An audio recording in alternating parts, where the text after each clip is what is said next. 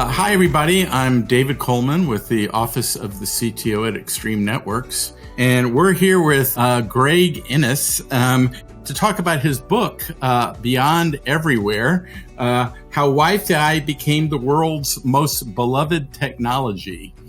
And they were going after corrupt commodities traders and replacing that manual way of managing the trades with a network of wireless trading terminals. And I personally was responsible for the design of the wireless network.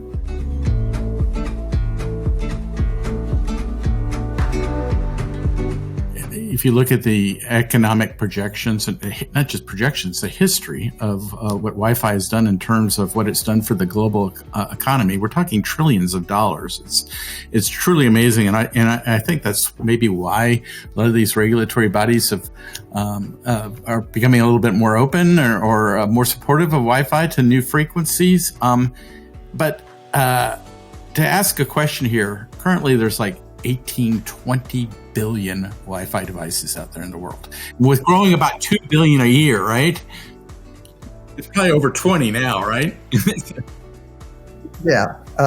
In my book, I said 18 billion because that was the numbers, when I was finishing up the book. I'm sure it's over 20 now, right?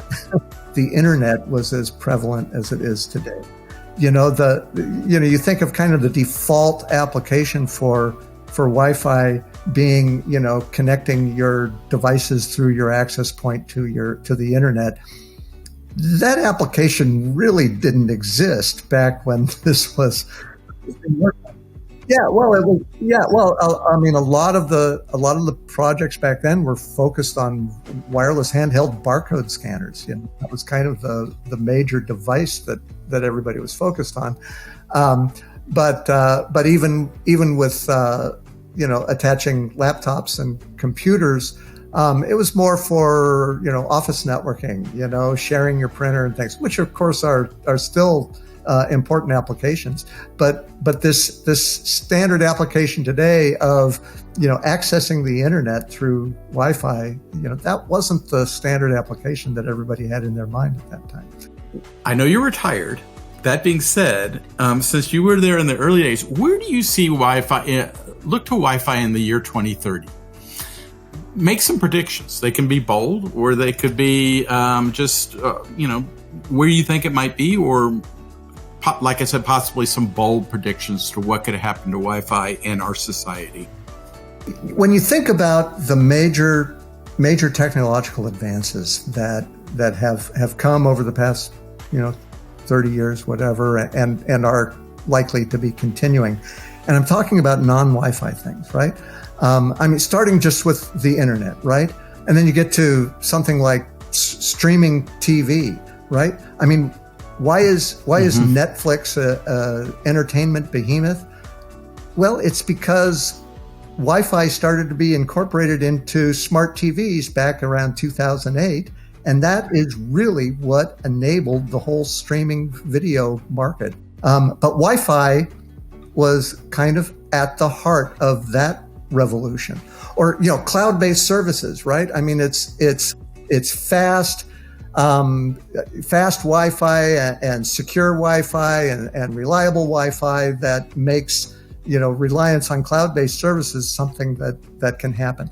And now, look at the stuff that's coming out now, augmented reality and virtual reality, right? Wi-Fi obviously is going to continue to get faster, to improve, to support denser environments. There's going to be new applications for Wi-Fi that will, things like, using Wi-Fi for location services and things, all of that is going to continue to happen. And who knows what's going to happen with that kind of stuff in the future. But I think it's very clear that whatever technology advances we see that you think don't have anything to do with Wi-Fi, they're going to be built on a foundation of Wi-Fi. I love to hear that. For anybody that's watched this, I'll remind you once again, the book is Beyond Everywhere, How Wi-Fi Became the World's Most Beloved Technology.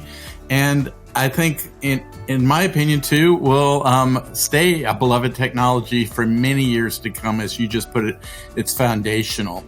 Well, it's been a tremendous honor working with a whole slew of very talented, very intelligent, very passionate people who, over the years have worked to bring this technology to the world, and it's been a fun joyride. In the prologue of the book, I mentioned this. I start out saying, engineers kind of have this bad rap among non-engineers, as being people who just sit in their cubicles and who, don't have any social skills. And I think that couldn't be any further from the truth, because engineering is it's such a collaborative activity. It involves people working together, people putting their ideas together, people competing, people collaborating, people getting mad at each other, people enjoying each other's company, and, putting their skills and their talents together to create something that no one individual could do. And that's really the Wi-Fi story.